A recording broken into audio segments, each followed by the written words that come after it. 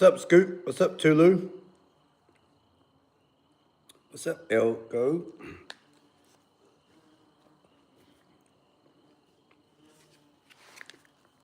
It's actually cottage cheese. Cars in the cut.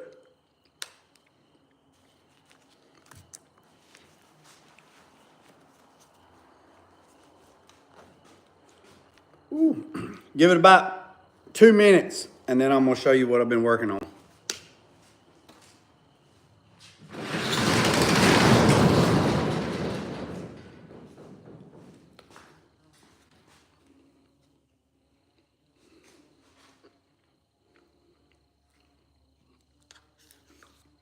We up to 2,991. Tulu, we got 8 more or 9 more, and you're gonna have to show me how to do a giveaway.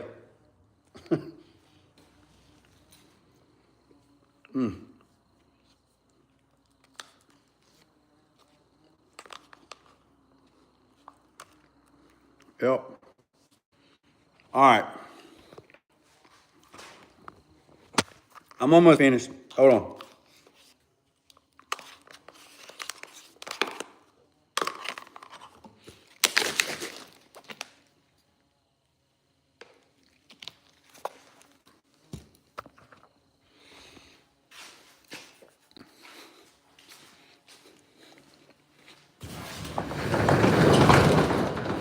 All right. So this is what I've been doing. All right, so we'll start at the back. So I got the coilovers ordered. So they told me, QA1 told me, QA1 told me that the coilovers need to be mounted at 12.5 inches at loaded. So they said it'll be here one day next week. I ain't got next week, so I need to keep moving. So I took a piece of 1.25 inches. So I asked them what was the width of the coilover, and then they told me, and I said, okay. And then I got thinking about it. I said, this thing's got coilovers. So I took the coilover off the back of this, and I used this as a template. So basically, that's the same, right? So I made this where it would fit this. So I know when the coilovers come, the coilovers for this will fit. So I got to put this back together to put back on that. So basically, what I did is I took a piece of 1.25 inch tubing.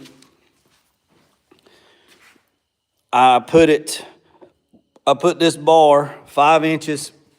So it says this bar. The cross member for the shocks has to be 5 inches back from center line of axle. That's center line of axle. So 5 inches back and then clocked 5 degrees. So this tube right here is back 5 inches, clocked 5 degrees to the back. Then the shocks have to be set inward 1 inch center line of the bottom pin. Right? So does that make sense? So that pin down there, that line right there is center line of that bolt. And then QA1 said that their coilovers are going to be clocked in 1 inch inward. So that's the way I did it. So this is center line, and then this is dropped over. And then I clocked this at 3 degrees this way. So the coilovers will actually be sitting in there 3 degrees this way. They won't be up and down. They'll be 3 degrees clocked inward. You see what I'm saying? So the coilovers will be clocked over 3 degrees. So let's recap on this side. Center line, the center line of this axle is right here. They said measure 5 inches back from center line of axle. That's 5 inches right there. Put your cross brace. Then your cross brace has to be clocked 3 degrees backwards. So that's what I did. Then they said the shocks, get the shocks straight up and down, or the coilover straight up and down, and then set them in 1 inch from the center line of the bottom bolt. So that's what I did. So when the coilovers come, I can bolt them in, and then I can take this loose, and then the truck will be set at rod height. These, my buddy's cutting out. He got them cut out, but I didn't get a chance to go down there to get them. I'll go get them tomorrow, and then I'll put these on here, and I'll do that. I got the Z-bar in last night. The Z-bar is in. It is level. The Z-bar is level. The frame is level. The frame is level this way. It's level this way.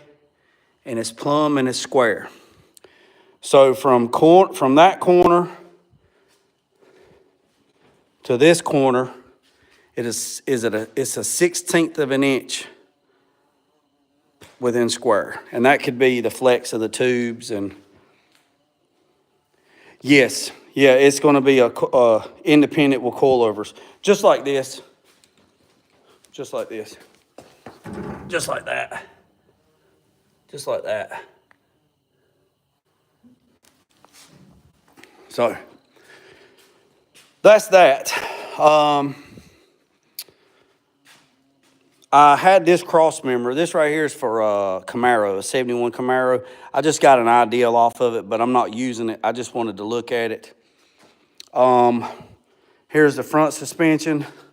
There's the springs. So I went to the parts store today, and let me try to explain to you what this is going on. So this upper and lower control arm is Camaro. This spindle is 75 Pinto. The rotor that goes on here is 76 Granada. The spring, the shock that goes in between here is a 78 Mustang 2. And then the springs is 275 spring rate will go into there. When I heard the degrees, I wasn't sure. Oh, yeah, I mean, QA1 says, is this a drag truck, a street truck, or a cruiser? And that depends on the pitch and the angle of the shocks. So it's a parallel 4-link with 225-pound coilovers. So that's 450-pound coilovers in the back. And then they said since it's a truck, basically, F100, this is how you set it up for the best overall ride. Now, if it was drag racing, it'd be straight up and down. And if it was road course, it'd be something else. But they recommend setting the shock up that way, so that's the way I set it up. And on the front, yeah, so it's actually a parallel 4-link with a Z-bar. So you got parallel 4-link. So from the center line of this bolt to the center line of this bolt is 23 inches. From the center line of that bolt to the center line of that bolt is 23 inches. Same thing with this one. So once everything is set, then I will adjust the pinion angle 3 degrees down. And I have my pinion angle finder. It's over there, but the pinion angle needs to be 3 degrees down for that. So that's that. Oh yeah, and it runs 75 Pinto brackets for the calipers, and then I'm running 1969 Chevelle calipers because the fitting at the bottom is it's different than on the 69 and 70 other than the 92 Camaro. So basically this is a Frankenstein. So upper and lower control arms is for a Camaro. The spindle is for a Pinto. The rotor is for a Granada. the bracket that bolts to this that holds the caliper is for a Pinto, and then the the caliper is for a 69 Chevelle. And so every bit of this stuff other than this, the upper and lower control arms, all this can be bought at the parts store. And then the rack, the power steering rack, is a 75 Pinto, is the rack. And then this is GM style, but this is going in an F100. I'm gonna show you what it's going in. And then this is GM style where I can adjust the casting camber on that. And then the sway bar is basically Camaro front sway bar. And then the motor mounts, this will be the motor mounts. Once I get them in there, I'll set it up for a 302 Mustang. And then same thing with the transmission, it'd be an automatic. And the engine's right over there. So now we're gonna talk about the sway bar. All right, so the way the sway bar works, everybody knows sway bar works is the bushing goes over this, and then you have this bracket that goes over and bolts to the frame. Well, if it was a stock truck or car, you could take and it'd be a C-channel frame, and you could drill holes in there and get up underneath it and put nuts and bolts. Well, in this case, I can't do that because it's 2x4 rectangular tubing. So the tubing is a square box, right? I got it. I got all that stuff wrote down. I got every bit of that stuff wrote down for my client, so he knows. And the brake shoes is Chevelle. So my client, I got all that shit in my head, but I write all that down and give it to my client. And you can get everything at the parts store: AutoZone, Advance, O'Reilly's, Napa, CarQuest. You know, all that stuff. It's all can be bought at the store. So here's my dilemma now. So there's nowhere. I need to mount this sway bar to the bottom of this frame, right? So I need to mount this sway bar to the bottom of the frame. Some people's probably gonna say, why don't you just drill and tap this? Well, here's the problem. That's only 0.188 with this, which is basically a little bit over 1/8 of an inch. It's about 3/16. So it's 0.188 is the thickness. If I drill and tap that, I'm only gonna have that much threads. And this sway bar is gonna take a lot of twist, pull, and if you've only got like 2 threads, that's not enough. So I can't do that. So I have to figure out a way to mount this to the bottom of this tube, right? So this is what I'm gonna do. Once everything is mocked up and tacked together really, really good, you know, I got some welds on here, I got some welds on here. But once everything's done, right, I'll blow it all apart, and then I'll flip it upside down. And then I'll weld everything solid. I'll clamp it down where it can't twist, and then I'll weld everything and then make it nice and pretty and slicker than a minter's dick, right? Well, so I have to figure out a way to mount. Yeah, I got a rotisserie. Yep, I got a rotisserie. So I have to figure out a way to mount the sway bar to this tubing, right? So if I drill and tap that, that's not enough meat on the bone. So this is what I come up with. So this is what I'm gonna do. Once I turn the chassis upside down, I made these plates. These plates is 3/16 plate, right? So what I'm gonna do is I'm gonna mark it like that. I'm gonna put it up there and I'm gonna trace it. I'm gonna trace this out where it needs to go. So when I flip it upside down, I know where it goes. Then I'm gonna take this plate right here and I'm gonna put it up there like that. And then what I'm gonna do is I'm going to, y'all hang tight. Hang tight, I can't do it one-handed. Hang tight. So basically what I'm gonna do is I'm gonna take this plate and I'm gonna put it on the bottom of the chassis.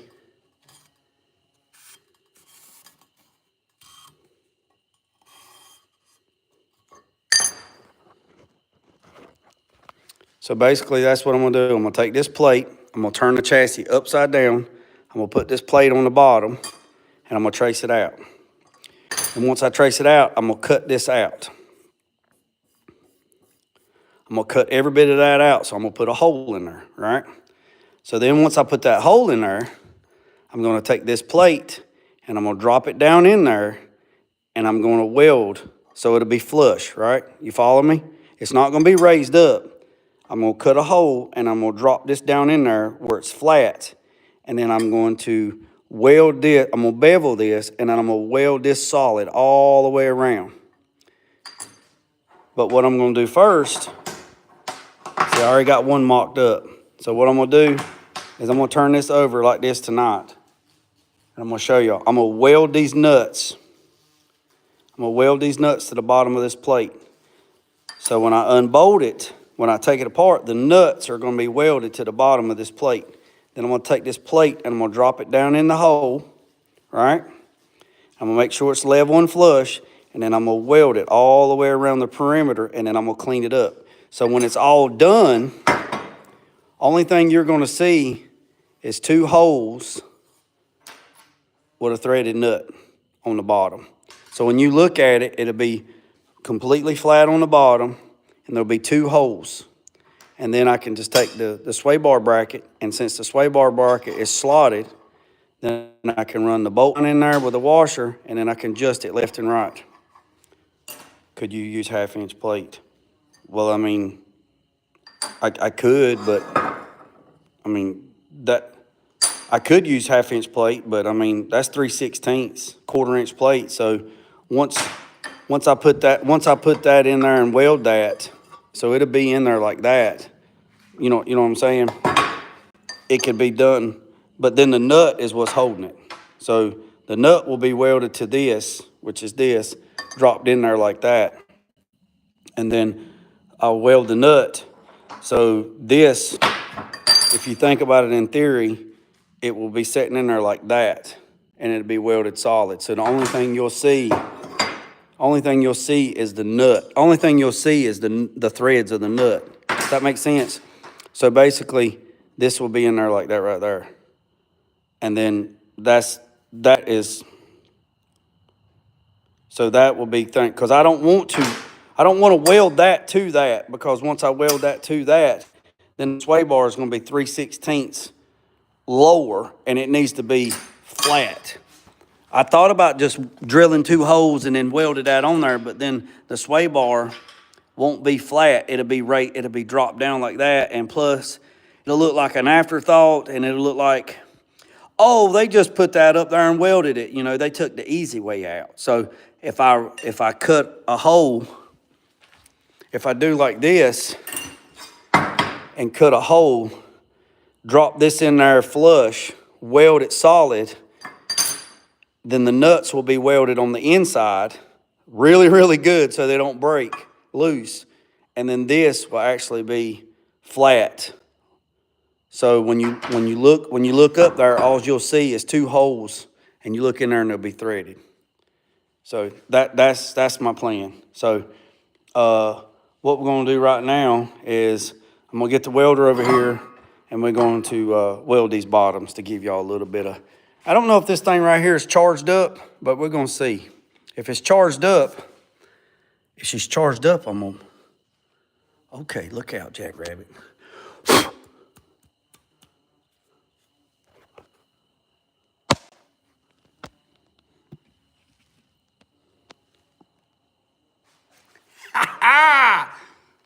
Now we talking, big dog. Now we talking. Look, I'm Tulu certified, baby. I'm Tulu certified. Oh, yes. Oh, yes. Look, Ma, no hands. Now we talking. Now we talking. Yes, sir. Yes, sir. Yes, sir. Yes, sir. Yes, sir. Yes, sir. bona fide. He's bona fide now. He bona fide. He bona fide. Y'all hear them daggone? I knew I had this son of a gun. I knew I had this DG. It took me a minute to find it. I looked all last night and I finally found it. Oh yeah.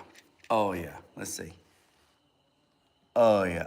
Oh yeah. Oh yeah. Oh yeah. Oh yeah. Oh yeah. Oh yeah. Oh yeah. Hey, like ups, down, downs, up. All right.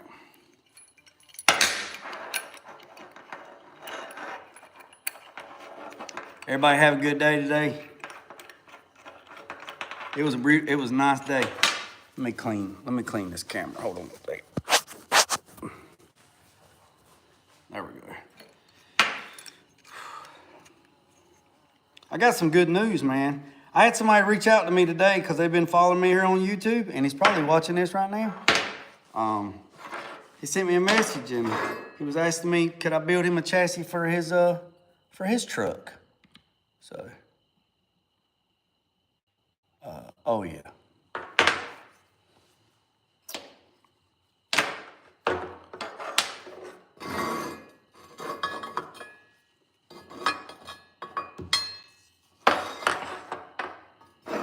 All right, let me get the welder. Y'all hang tight. You have a voice. Scoot, what in the hell are you talking about, buddy? What are you talking about, big dog? What you talking about? What are you talking about, Willis?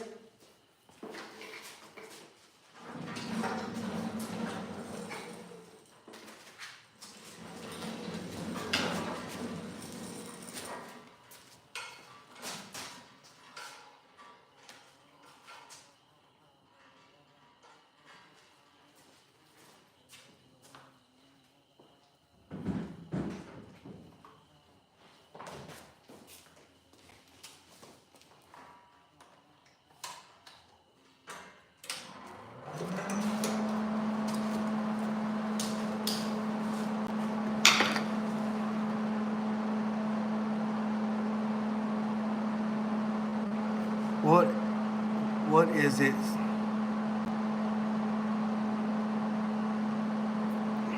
Scoot, I ain't got a clue.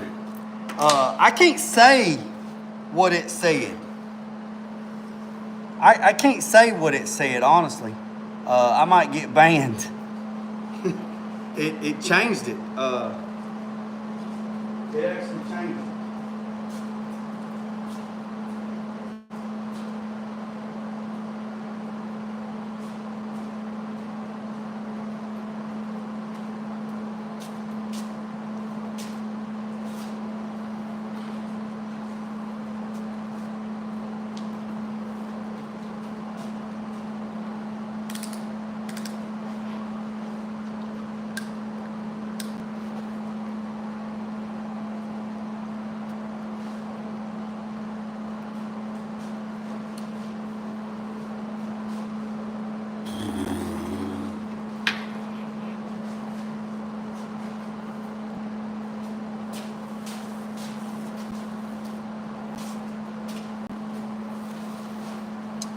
I was trying to find my gloves.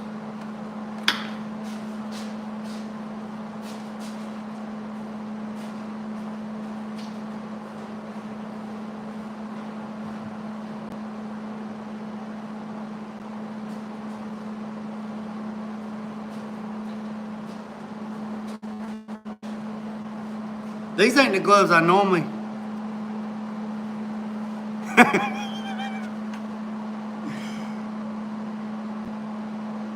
Yes, Scoot. That's what was said. So I didn't know what you was talking about. I didn't know what you was talking about.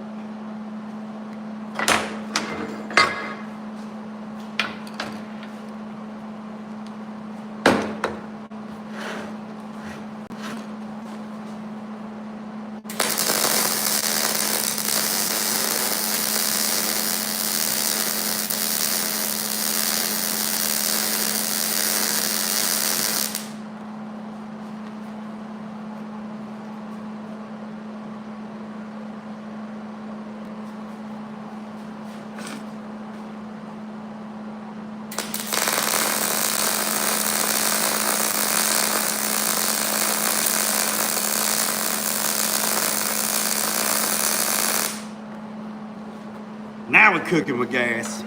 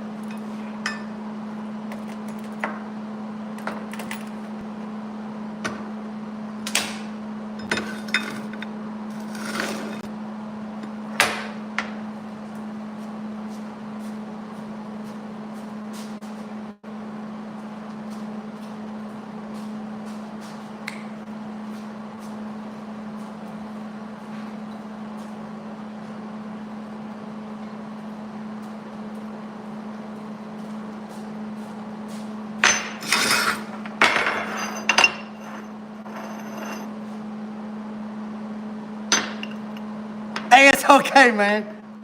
I didn't know what. Hey, it's all good, man. It's all good. It's all good. Literally, it's all good. I didn't know. I was like, I had to look that up. I was like, what did he say?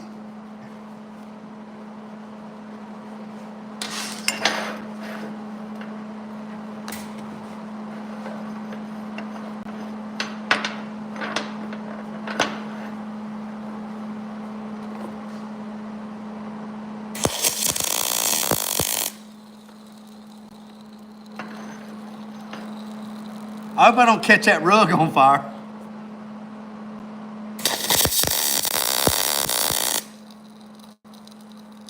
I'm just giving it a couple tacks right quick.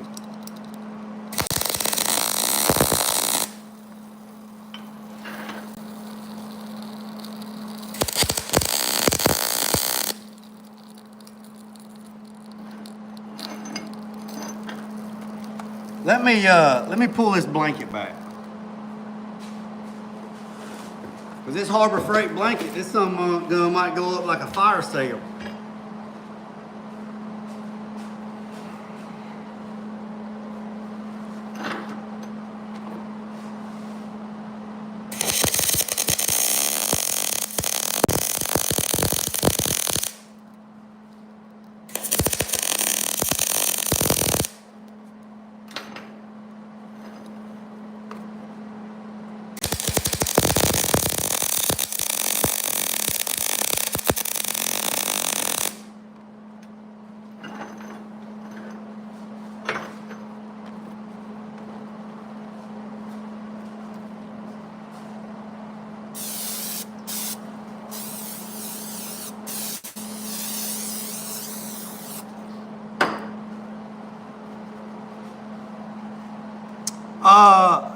Hold on, Woody. I'll show you, buddy. Hold on a second. Hold on. Let me finish.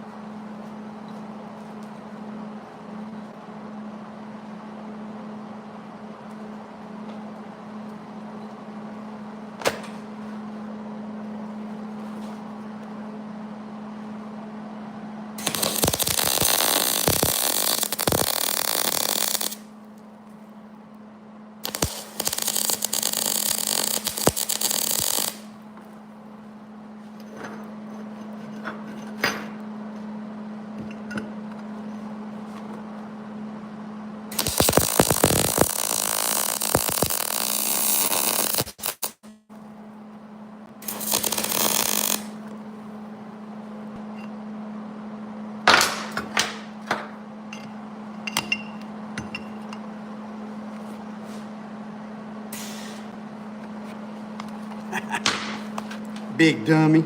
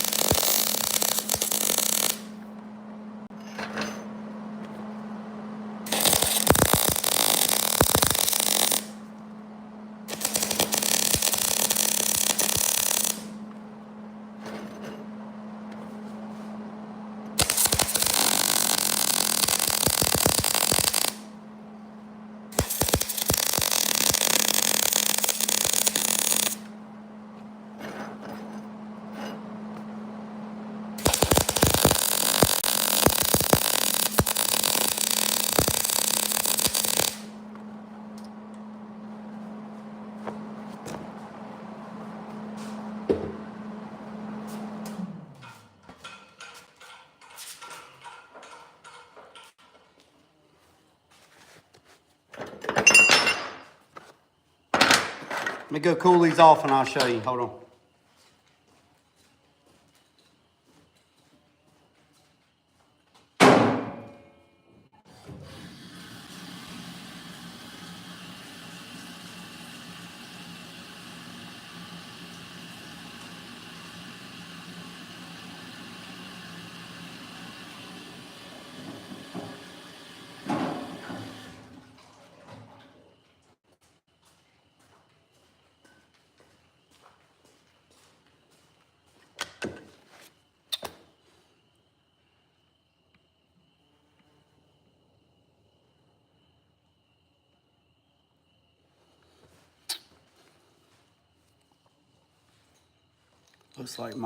Looks like my welding skills. What are you talking about, big dog?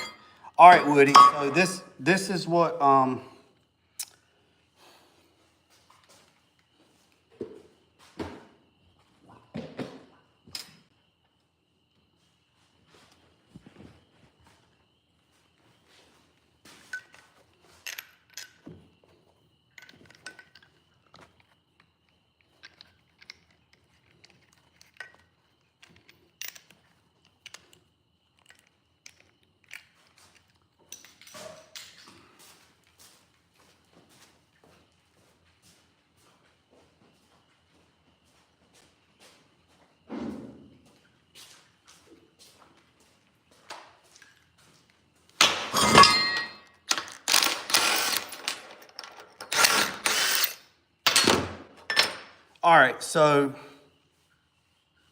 All right, so Woody, let me show you. So hold on a second. Let me see if I can unplug this so I can show you. We're gonna try something, all right? So y'all hang tight. I don't know if this is gonna work. We got a new apparatus. All right. So this is a sway bar. This is a sway bar thing, right? The sway bar, right?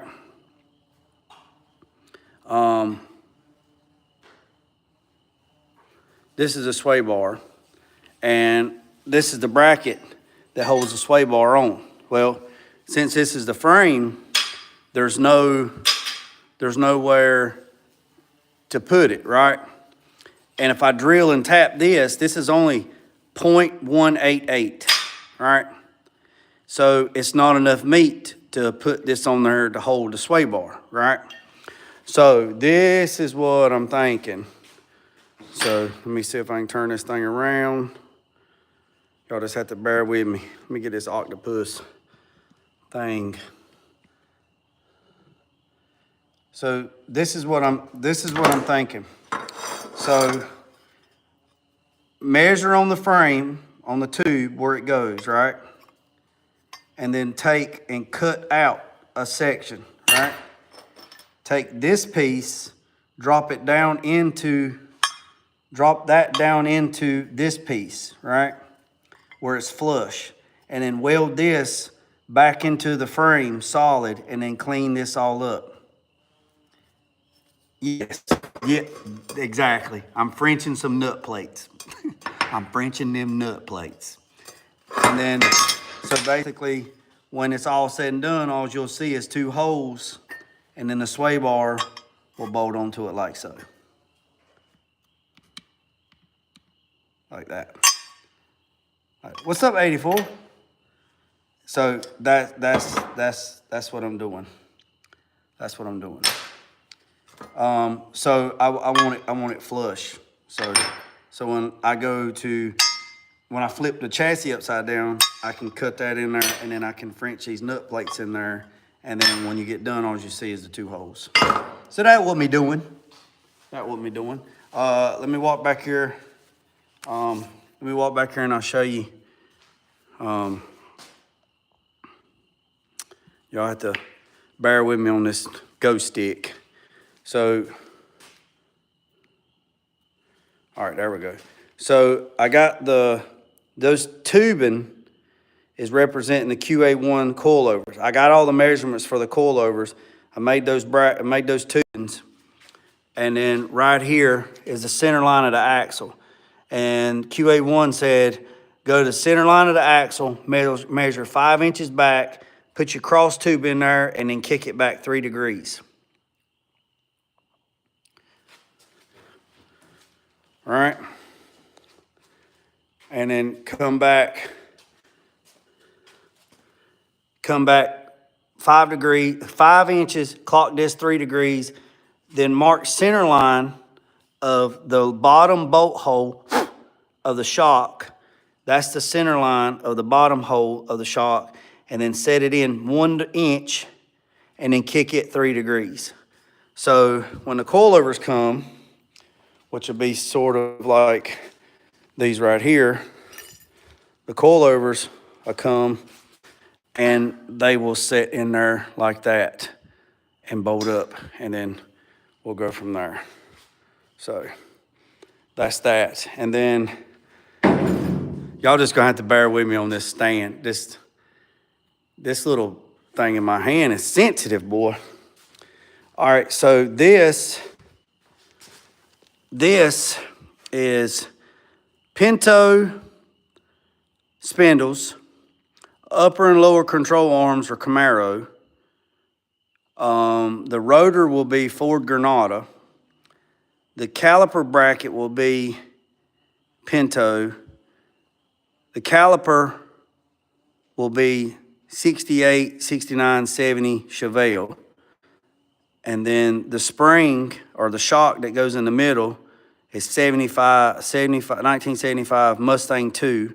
And then the springs go inside there. And then I have to, man, y'all gonna have to bear with me on this little go stick. This thing is sensitive. Good God Almighty, it's sensitive. Y'all just have to bear with me, okay? I apologize. So I have to get the bumpers, and I'm gonna set the bumpers up here. I'm not gonna, I don't like the bumpers, so I'm probably gonna make some bumpers. But I gotta put bumper bracket holes. I gotta build a radiator support. I gotta put the clips on the side. So what I'm thinking, what I'm thinking is this right here. Let me show you. Something similar to this. All right.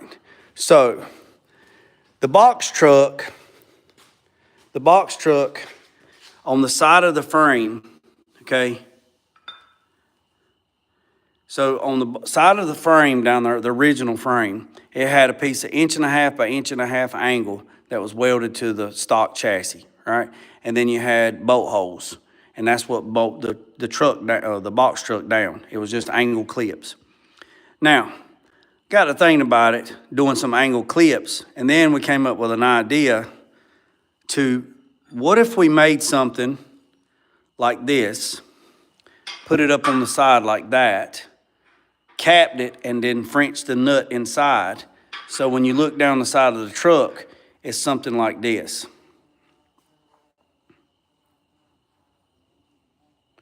So that's what I'm thinking. Instead of using angle iron, which there's nothing wrong with it, it just looks unfinished. So if I put something like that up there, like this, right? If I put something up there like this and welded that on there and then Frenched the nut in the top like that, I think, yeah, Woody, I think that would, overall, I think that would be cleaner. Instead of just putting a piece of angle iron, an 1.5 by 1.5 angle iron, little clips down the side, I think that'll look unfinished. You know what I mean? Like, it'd be like, damn, they did all that work and then they petered out on the angle. You know what I mean? So that's that. Also, I had this cross member. This is for a 71 Camaro split bumper. I just wanted to see what it looked like. But what I'm probably going to do is I have some more of this tubing, this 2x4 tubing. I'll probably cut it and pie it and then make some tabs and then run across to make a cross member out of this stuff for the automatic transmission to grab a hold of once we set the 302 and the 4-speed automatic, the the AOD non-electric automatic in there. And then up here on the front, y'all have to bear with me. This thing has got a mind of its damn own. Again, I apologize. So up here on the front, the stock chassis had a bolt hole somewhere in here. I have to measure again. And then it was a 1/2 inch bolt, and it wasn't but about that long. But being that it was a C channel, you could get up underneath there and put a bolt, right? Or put a nut on it. So what I'm thinking about doing is marking this and drilling all the way through, and then drilling a hole and then sleeving it with a piece of DOM tubing. You know, sleeve it all the way in and then weld it solid here and weld it solid at the bottom. So basically, it will be a piece of DOM like that all the way through the frame. So when you look in there, it'll be like that. So when I drop the bolt in there, it also acts as a crush sleeve so it doesn't crush the chassis when I tighten it down. So it'll be a sleeve that goes all the way through. So there'll be one here. I think there's one somewhere right in here. And then you got the angle clips on the side. And then at the back, it'll be the same thing right there. It'll be a hole all the way through with a piece of DOM tubing where the bolt can drop in. So that's what I'm thinking. And also, I'm thinking about, I'm looking into buying a professional fuel line, brake line, transmission line, flaring tool, like from Matco Tool or Snap-on or something. So if anybody, or Eastwood, where you put the stuff in there and it double rolls and stuff, and then a bender, and then doing the fuel line, doing all the lines in hard line. But I'm also thinking about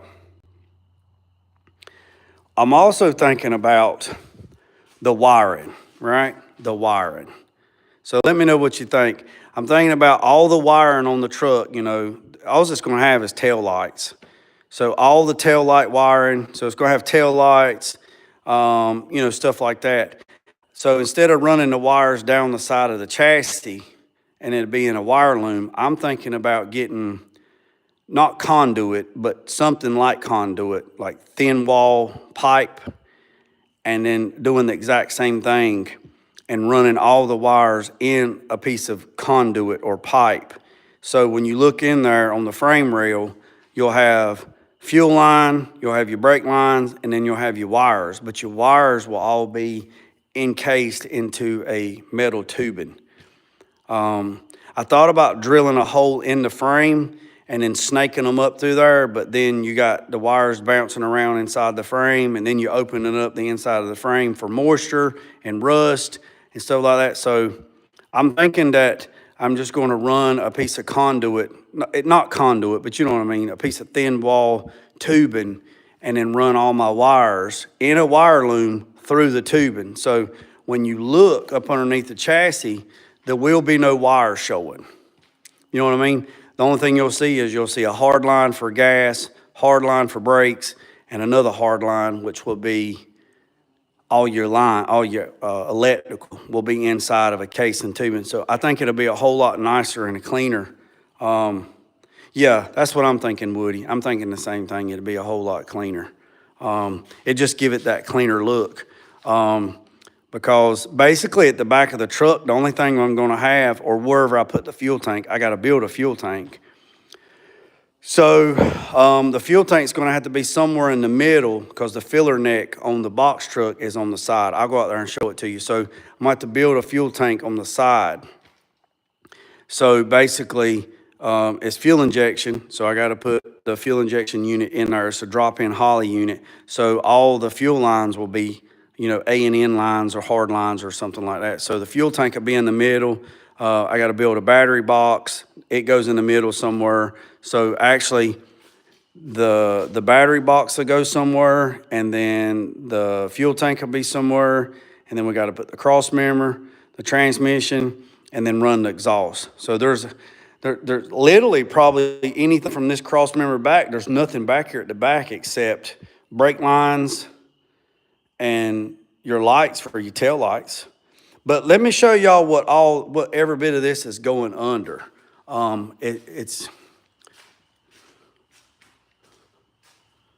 So let me show y'all.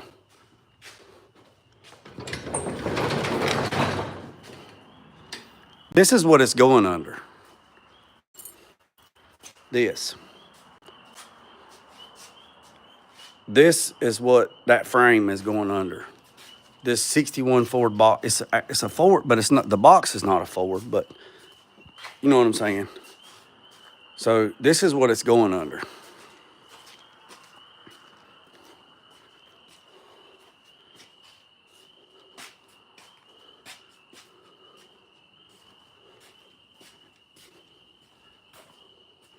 So that's, and also to tell you something else, I started taking this apart today. So basically, the bottom of the truck's gonna be black, and I'm gonna paint this teal.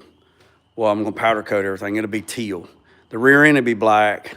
Might do the upper and control arms black, but the rest of it's gonna be, might do the link bars black, but I don't know, but it's all gonna be teal. It's gonna be sort of like the color of my car, is what it's gonna be, like that seafoam green. So I don't know about you boys, but my hand is tired. Let me put this thing down.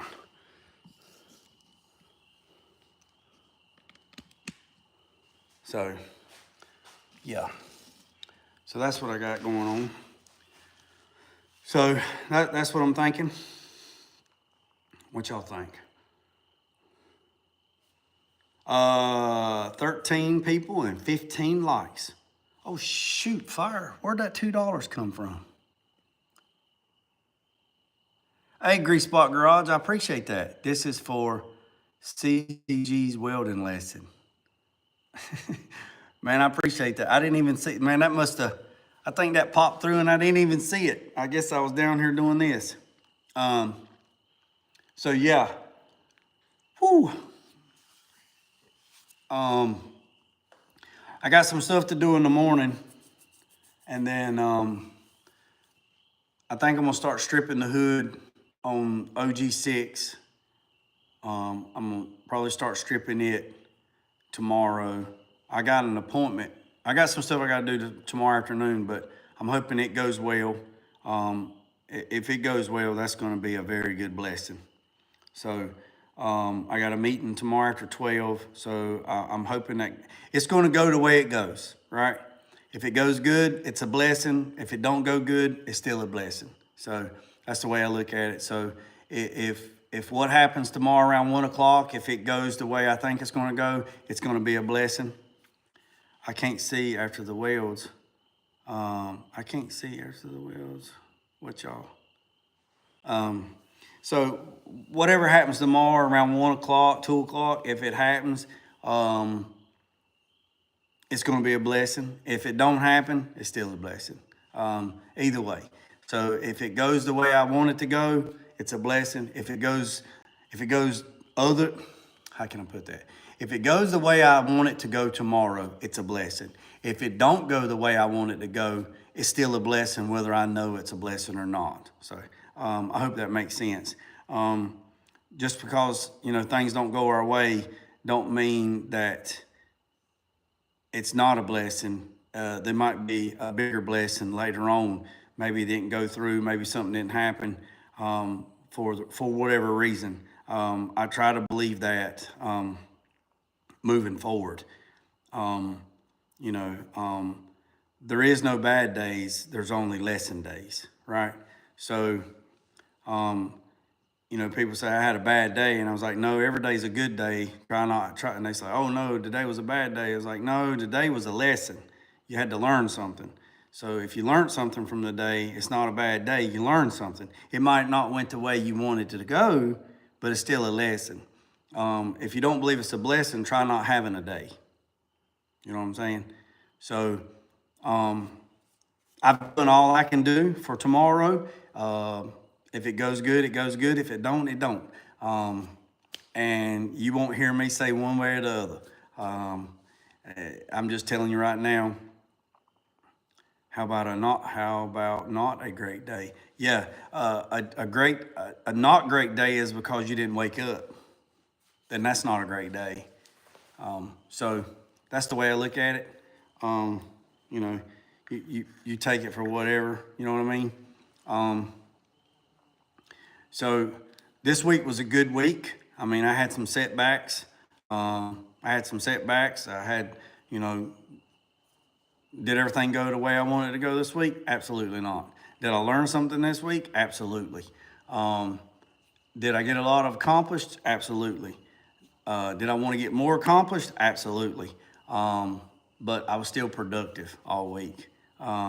Make tomorrow better than yesterday. Oh yeah, so cars in the cut. I always say, I try to make today better than yesterday, and I try to strive to do better today than I did yesterday, and try to do better today than I will tomorrow. Try to do better tomorrow for the day. So, I'm not worried about yesterday because yesterday's in the past, and I'm not worried about tomorrow because it's in the future. I'm worried about today because the day's the present, and the reason why it's called a present is because it's a gift. That's the way I look at it. I try to, you know what I'm saying? You know, whatever happened yesterday is done. There's no sense in us worrying about what happened yesterday. We can't change it. You know, yesterday's gone. It's water under the bridge. That water's never coming back. That same part of water that ran under the bridge yesterday is not the same water that's under the bridge today. And tomorrow is not going to be the same water under the bridge today. It's going to be completely different. So I'm not worried about tomorrow. I'm not worried about yesterday. I want tomorrow to go good, but either way, good or bad, it's still a blessing. So, talk to me. Yeah. What's up, 84 Cuddy? 84 Cuddy, you need to come up here so we can have an electrical lesson. How about it was a first? Oh yeah. I'm not saying every day is, you know, without challenging, frustration, aggravation. But when stuff gets crazy, Scoot, like nothing's going right and everything you touch is breaking, the best thing I found is take a break and start cleaning up. So today I hit a little roadblock, and it was like everything I touched, I was dropping, nothing wasn't going right. And I said, you know what I'm doing? I just stopped. I just stopped doing what I was doing and started cleaning up. I cleaned up for like an hour, and then I went back to doing what I was doing, and everything was good. Did you ever get that router? No, cars in the cut. I didn't get that router fixed. And the reason why I didn't get that router fixed is because I don't have a computer or a laptop or a desktop. And the only way to reset the password, and I don't know why the password don't work, it's supposed to be admin. I mean, it's a brand new router. It's supposed to be admin is the password. But the only way to reset it back to factory specs is go to like www.198.366.something and go and put the numbers of the router and go in there and manually override it. And I don't have a laptop. I don't have a laptop. I don't have a desktop. I don't have a notebook. I don't have nothing. All I got is this iPhone. And you can't go to an IP address with an iPhone. It won't let you do it through the thing. I know the LP address. It's a local IP. Yeah, I don't know. I watched a YouTube video on how to reset it, but when they said you have to open it up in your desktop or your laptop, I was done. I don't have a tablet. I don't have a notebook. I don't have a Mac Pro. I don't have a desktop. I have no computer devices other than this iPhone. That's all I have. And I just upgraded to an iPhone 16 Pro Max Plus. I had an iPhone 11 and I just upgraded to a 16. Yeah, I know the Wi-Fi password because it's mine. So when I go, the Wi-Fi password on this new router is supposed to be admin. Admin, ADMIN. That's supposed to be the password, and it's not the password. And then when you look for the router comes up and it has the router name, and then it says enter in the Wi-Fi password, which is my password. I put in my password and it says password invalid. It's my password. And then it says, so on the bottom of the router, there's 3 numbers. There's the serial number, the model number, and then this other number. That long number is supposed to be the password. But when you look at it, it says the default password is admin9, or is admin, lowercase, ADMIN is the password. So piss on it. Piss on it. So I don't have nothing. I have nothing computer wise. Somebody told me to get a Mac Pro 16, and then they said you can do whatever you want to do with a Mac Pro, but I don't have one, and I ain't planning on buying one no time soon. So I'll just make do with an iPhone. I'll just go get a different router and get one like I got one up here in the shop. So the one up here, the router that I have in this shop is hooked to the satellite. And then I run a cable from this router to that router down there in the booth. But I'll just get a router like this router over here, and the password's on the bottom, and I ain't have no problem. So it is what it is.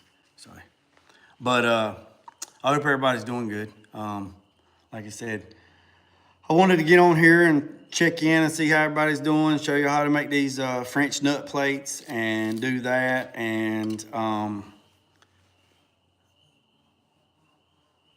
go from there. Y'all hear the bumblebees? The sat you showed me. Yes. Yes. So so the satellite that I showed you is right there. There is a cable that runs from that all the way down, and then my router is right there. And then I run a cable up the wall, over there, and then out the wall to my booth. Thanks for teaching us. I didn't teach y'all nothing tonight. I didn't do nothing tonight. But I know one thing, I'm hungry. I mean, I want some groceries. I want some food. Like, food. It's already 9 o'clock. It's already 9 o'clock. I might go in there and make me an omelet. You showed. Oh, what, this right here? Oh, no problem, Scoot. No problem. No problemo. I'm about to build me a booth out of bamboo poles. Well, Woody, I appreciate that.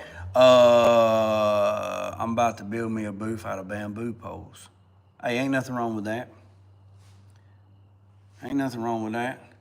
Hey, TJ, I knew this guy that went to Lowe's and got 1.5" Schedule 40 PVC pipe, right? And he got the 45s, the T's. He got the T's with the 90s with the 45 T's. He got a bunch of that stuff, right? And he didn't glue it together so he could take it apart. And he literally built him a paint booth with PVC pipes and 90s and elbows, and he built like a Lego. He built like a Lincoln log house. I know you probably had Lincoln logs growing up. I did. If you didn't, I'm sorry you didn't have Lincoln logs growing up. But he built him a booth big enough to get his car in.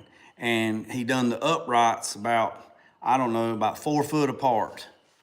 So he did them about 4 foot apart, and then when he got about 4 foot up, he run a T across it, right? So it looked like the letter H. And he went all the way down, and he made it like 16 foot long, and it was like 8 foot tall, which is gracious penny. And it was just a box, right? It was just a box. And he built this box, and then he went and got 20 mil plastic. He went and got 20 mil plastic, like 20 or 25 mil plastic. And he went and got clear plastic at Lowe's, so you get 20 mil, so it's 20 mils thick. And then basically, I think it was like 25 foot or 50 foot wide by 100 foot, which is gracious plenty. So basically what he did was he made like a greenhouse, and he covered it completely up. He pulled it tight, and he lived at a place where you had sand, right, in the sand. So basically he went around the edges and he shoveled sand to hold the plastic down all the way around. And then on the front, what he did is he left the plastic and he split it, right? But then he split it down the middle and then he folded it up, right? So he could drive the car in, all right? So he drove the car in, and then he bought a cheap tarp from Harbor Freight, and he put the tarp on the outside, and he hung weights or something. He weighted it down, right? And then on the sides, not at the front, but on the sides, right? So you got the doorway and then you got the sides. On each side right there, where he come across with his pipe, he took Gorilla duct tape and taped the plastic, and he cut 20 by 20 inch holes, and he cut 2 on this side and 2 on this side. So he had 2 20-inch filters on this side and 2 20-inch filters on this side. He went to the back and he done the exact same thing. He put 2 on this side and 2 on this side. So if the car is sitting there like this, you got a filter on, you got opening on this side and an opening on this side, and then he had an opening on this side and an opening on this side. So when the air come in, it would come in like this, run down the car, and then go straight out. So he made like a semi-cross draft booth. He bought 4 box fans. All right. Yeah, he bought 4 box fans. He put 2 box fans at the back, sucking. He put 2 box fans at the front, pushing in. So he had positive air coming in, and then he had negative air going out, right? So when he turned the fans on, he turned these fans on low. He turned the ones on the back on high. So you got low pressure coming in, which is positive pressure. And then he had the fans at the back turned on high, so it was sucking it out. It would suck the plastic in, so that would be negative pressure. So it's pulling in. If it's positive, it's pushing out. And he used a Harbor Freight Black Widow gun, and he used a small compressor, and he painted his car. Sure did. And he kept that thing up. And then he kept that thing up for a long time, because that 20 mil plastic lasts a long time. The sun eventually cook it and it'll just fall apart. But he made him a makeshift paint booth, and it was all stuck together. Hey, look, there's nothing wrong with that. Look, I tell you what I did before I had a paint booth. When I sprayed metal flake, man, that shit gets everywhere. It gets in your underwear, your nose, it gets everywhere. I bought a 10 by 10 pop-up tent from Harbor Freight. I put it outside in the yard.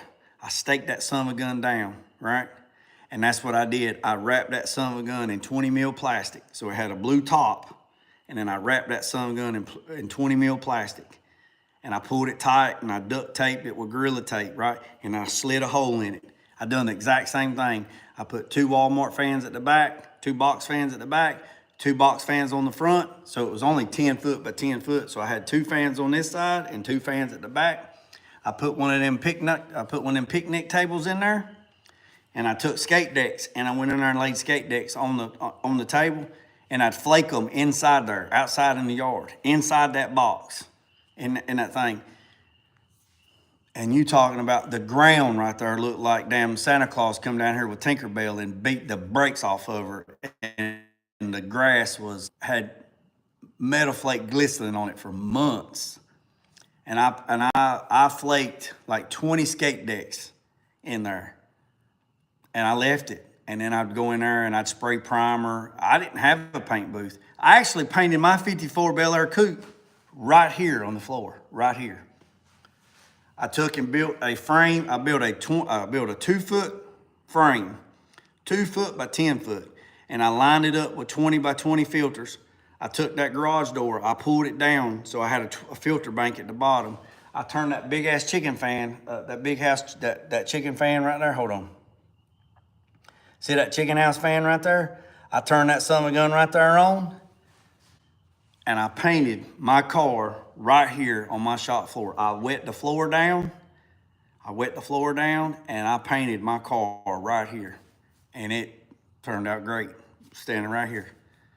I'd have painted that son of a gun outside in the yard if I had to, but it'd been in primer for like 5 years, and I never could decide what color I wanted it. And then one day I said, I'm painting my car, and I made that color, and I spent like 3 days, and I painted my car right here. I got pictures on my Facebook page. I painted that son of a gun right here. It was 97 degrees outside, and I painted that son of a gun right here in the middle of the floor. You know, you ain't gotta have it's nice to have a paint booth. As long as you can get it out of the sunshine, and paint it, you'll be fine, man. You'll be fine. Well, boys and girls, I'm hoping that I'm over 3,000 subscribers when I get off this video. There's been 14 people on here consistent. I got 17 thumbs up, and somebody blessed me with $2. I greatly appreciate it. If 14 new people hit the thumbs up and the subscribe button, when Jay gets off of this live, I should have over 3,000 subscribers. And if you didn't see the last short video that I put up, it shows the original frame of the box truck. I don't mind if I like the paint move. Oh yeah, hey, use what you can use, TJ. Hey, bamboo ain't no joke, man. That shit's hard as rocks. Hey, and let y'all know, if y'all didn't see the video of the high-speed chase of the little car yesterday, they chased that boy for 21 miles. I found out today they chased him for 21 miles down back roads. He never got over 50 miles an hour. That's as fast as that little car would go.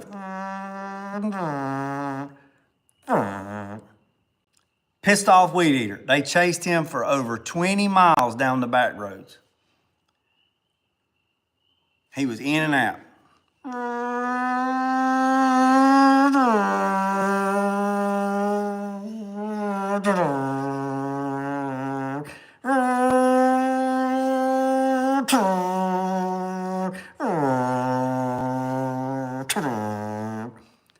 Until he ran out of gas. And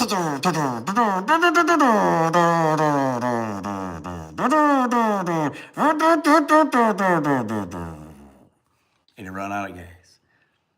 They got him. He had no driver's license. No driver's license, no insurance. His driver's license has been revoked. No tags, no nothing. Like 20, I think he's like 26, 27 years old. And he run out of gas. And Johnny Law got him, took him to jail. His bond, bless his heart, his bond was set at $15,000.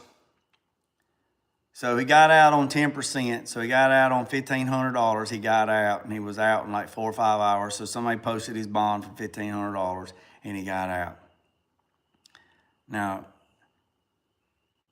going to jail over tickets. Yeah, no driver's license. Actually revoked driver's license. Had a bench warrant for not showing up for traffic court. And to add on top of that, he's got high-speed chase or failure to stop the blue. There was a list of shit. Failure to stop at a blue light, reckless endangerment. I mean, it just went on and on and on. Cars in the cut. Did you watch that video? Just yeah, like they said he didn't get over 50 miles an hour.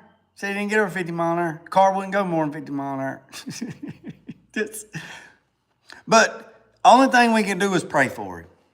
You know, he had his reasons. I don't know what they were, but he had his reasons.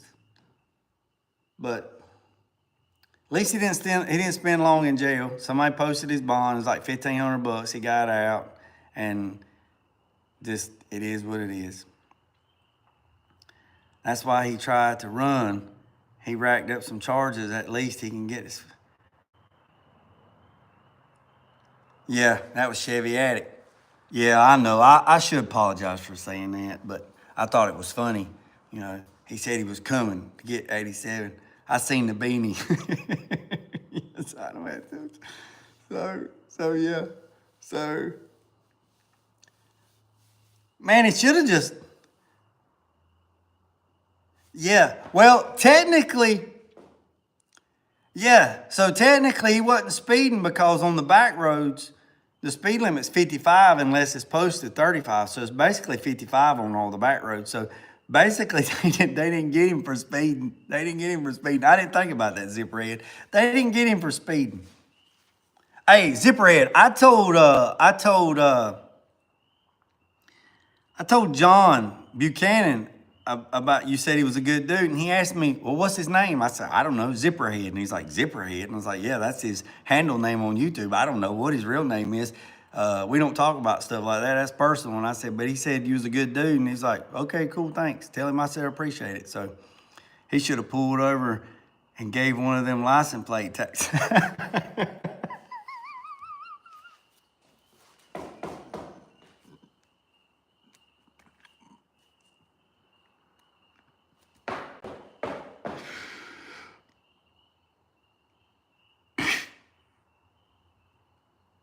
Cars in the cut. You wrong for that on so many levels.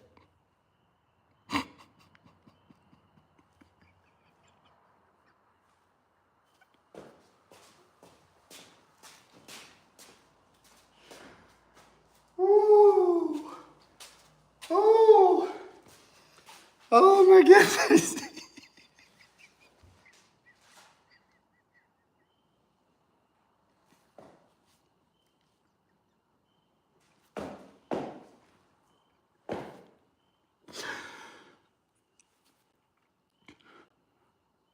Oh my goodness. Cars and cut, I'm gonna pray for you.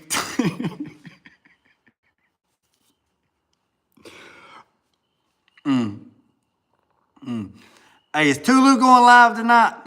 Is Tulu usually goes live.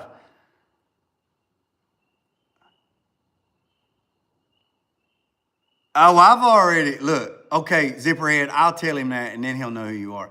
Cars in the cut, I already know you. I know you. I'll be watching what you be saying. You a mess. You a straight mess. You a straight mess. You a mess. For sure. For sure. Boy, I bet you can get riled up good, boy. I bet you get wound up. I bet when you get wound up, boy, it's hard to get you to slow down. I promise you. I promise you. I'm sure he is. He usually goes live at 9.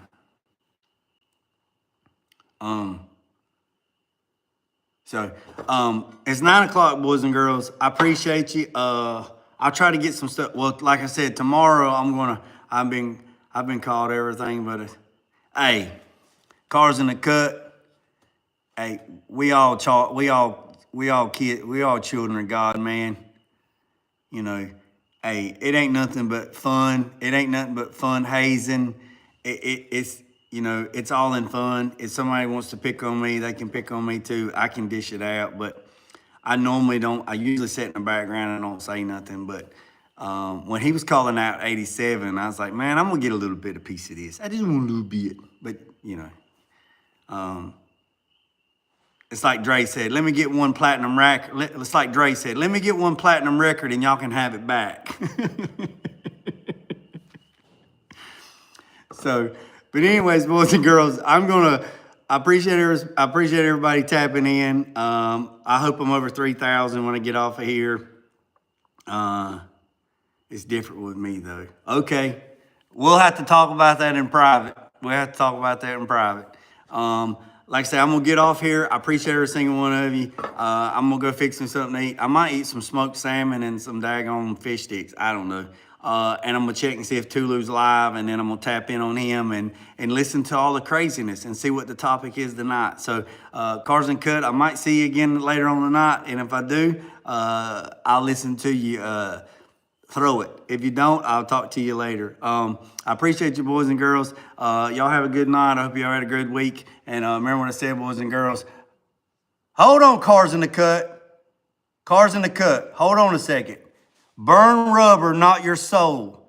Where did you hear that at? Time out, time out, time out, time out, time out, time out, time out, time out, time out. Cars in the Cut. Where did you hear that at? I'm going to go get something. Hold 1 second. Don't go nowhere.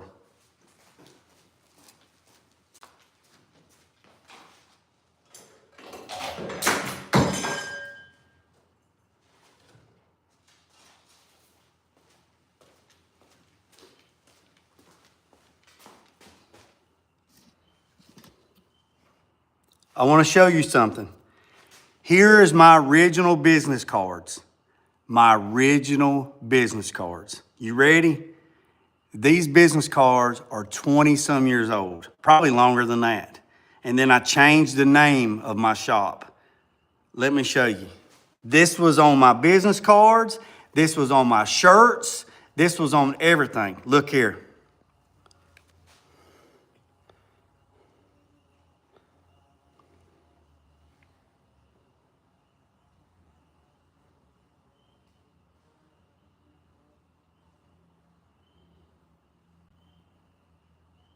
You see that, Cars in the Cut? You see that? These cards are over 25 years old. These cards are over 20, I got a whole sleeve of them. These cards are over 25 years old. And somebody told me the other day, said, man, you need to put that back on your shirts. Burn rubber, not soul. And I said, you know what? I might do another run of shirts and I'll do that. This was on all my shirts, all my stickers, on my hats, everything. Over, let's see, well, I've had that 54 Bel Air coupe for about 22 years. 22 years, probably, yeah. So these cards are, and I liked that card before because I put it on there, motivation. I put it on the card, motivation for me to find one. So I've had this burn rubber, not your soul for 2.5 decades. That's so freaking cool, man, that you said that. Yep, I've been right there. So I appreciate you, boys and girls. Remember what I said, don't worry about the man up the road or down the road. Sweep off your own front porch while sweeping off anybody else. Put God first, let loose and drag. Peace, love, and chicken grease. I'm out.